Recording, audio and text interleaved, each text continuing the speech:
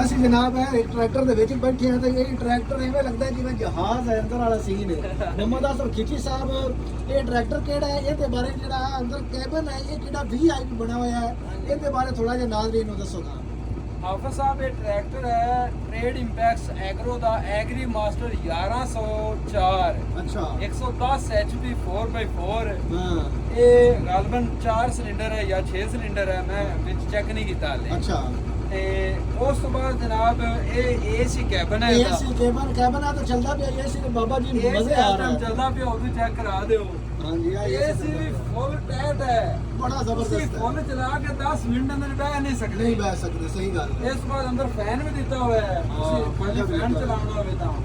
ਇਸ ਤੋਂ ਬਾਅਦ ਅੰਦਰ ਲਾਈਟ ਹੈ, ਅਗਰ ਤੁਹਾਡਾ ਮੂਡ ਬਣਦਾ ਕੋਈ ਮੁਜਰਾ ਵੇਖਣਾ ਹੈ ਜਾਂ ਕੋਈ ਤਸਵੀਰ ਤਾਂ ਸੁਣਨੀ ਤਾਂ LCD ਲੱਗੀ ਹੋਈ ਹੈ। ਸਹੀ ਠੀਕ ਹੈ ਜੀ। ਉਸ ਤੋਂ ਬਾਅਦ ਡੈਸ਼ਬੋਰਡ ਦੇਖੋ ਕਿੰਨਾ ਬੜਾ ਪਿਆਰਾ ਬੇਹਤਰੀਨ ਜ਼ਬਰਦਸਤ ਹੈ ਜੀ। ਹਾਂਜੀ ਸਟੀਅਰਿੰਗ ਦੇਖੋ ਕਿੰਨਾ ਪਿਆਰਾ ਕਮਾਲ ਹੈ, ਕਮਾਲ ਠੀਕ ਹੈ। ਹੈ ਜੀ। ਇਹ ਬਟਨ ਸ਼ਟਨ ਫਰੰਟ ਲਾਈਟਾਂ ਦੇ, ਠੀਕ ਹੈ ਜੀ। ਇਹ ਚੈੱਕ ਕਰੋ, ਇਹ ਕੈਬਨ ਵਾਲੀਆਂ ਜਿਹੜੀ ਉੱਤੇ ਲਾਈਟਾਂ ਲੱਗੀਆਂ ਜੀ ਉਹ ਚੱਲ ਗਈਆਂ, ਠੀਕ ਹੈ ਜੀ।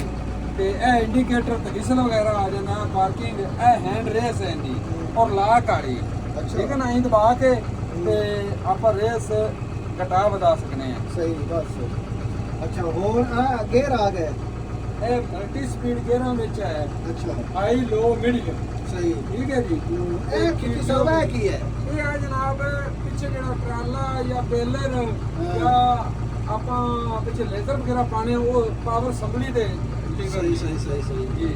ਤੇ ਆ ਇਹਦੀ ਜਗ੍ਹਾ ਬੜੀ ਖੁੱਲੀ ਹੈ, ਚੈੱਕ ਕਰੋ ਥੱਲੇ ਕਲੀਨ ਪਾਇਆ ਬਾਬਾ ਜੀ। ਇਹ ਤਾਂ ਬਾਅਦ ਰੋਟੀ ਖਾ ਲਓ। ਡਰਾਈਵਰ ਵੀ ਬਹਿ ਸਕਦਾ ਖੁੱਲਾ ਆਰਾਮ ਸਕੂਨ ਨਾਲ, ਬਿਹਤਰੀਨ ਹੈ। ਜਿੱਥੇ ਮੈਂ ਬੈਠਾ ਇੱਕ ਕੰਫਰਟੇਬਲ ਹੈ, ਸਿੰਜਰ ਆਸਨ ਨਾਲ ਸੀਟ ਹੈ, ਤੇ ਇੱਕ ਜਿੱਥੇ ਤੁਸੀਂ ਵੀ ਬੈਠ ਸਕਦੇ ਨੇ। ਇਹ ਟਰੈਕਟਰ ਹੈ ਜਨਾਬ, ਕੀ ਬਾਤ ਹੈ ਯਾਰ, ਜ਼ਬਰਦਸਤ ਹੈ।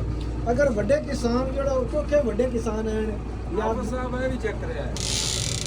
ਇਹ ਸਨਰੂਫ ਹੈਗਾ ਜੀ। ਵਾਹ ਜੀ ਵਾਹ, ਇਹ ਚੈੱਕ ਅਗਰ ਸੂਰਜ ਲੱਗਦਾ ਪਿਆ ਥੱਲੇ ਕਰ ਲਓ, ਜਿਹਨੂੰ ਉੱਤੇ ਕਰਨਾ ਹੈ ਉਹਨੂੰ ਥੱਲੇ ਖਿੱਚਣਾ।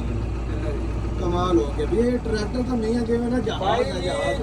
ਇਹ ਟ੍ਰੇਡ ਇੰਪੈਕਸ ਐਗਰੋ ਦਾ ਸ਼ੁਕਰੀਆ ਹੈ ਕਿ ਉਹਨਾਂ ਨੇ 4 ਕਰੋੜ ਵਾਲੇ ਜਿਹੜੇ ਟਰੈਕਟਰ ਨੇ ਨਾ ਉਹ ਆਪਾਂ ਨੂੰ 1.5 ਕਰੋੜ ਵਿੱਚ, 7.5 ਕਰੋੜ ਵਿੱਚ ਮੁਹੱਈਆ ਕੀਤੇ ਨੇ ਉਹ ਸਹੂਲਤਾਂ।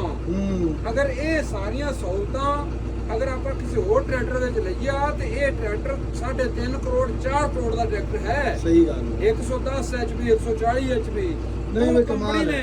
ਇਹ ਜਿਹੜਾ ਨਾ 1 ਕਰੋੜ 30 ਲੱਖ ਵਿੱਚ, 1 ਕਰੋੜ 50 ਲੱਖ ਵਿੱਚ ਐਵੇਂ ਦੇ ਟਰੈਕਟਰ ਉਹ ਸੌਦਾ ਬਣਦੇ ਛੜੀਆਂ ਬਈ ਯਾਰ ਕਮਾਲ ਹੈ, ਮਜ਼ਾ ਆ ਗਿਆ। ਇਸ ਜਿੰਨੀ ਇਹਦੀ ਕੂਲਿੰਗ ਕਰਦਾ ਪਿਆ ਨਾ, ਇਹਨਾਂ ਦਾ ਮੈਂ ਕਿਸੇ ਸ਼ਾਇਦ ਕੂਲਿੰਗ ਨਹੀਂ ਕਰਦਾ। ਜ਼ਬਰਦਸਤ ਹੈ।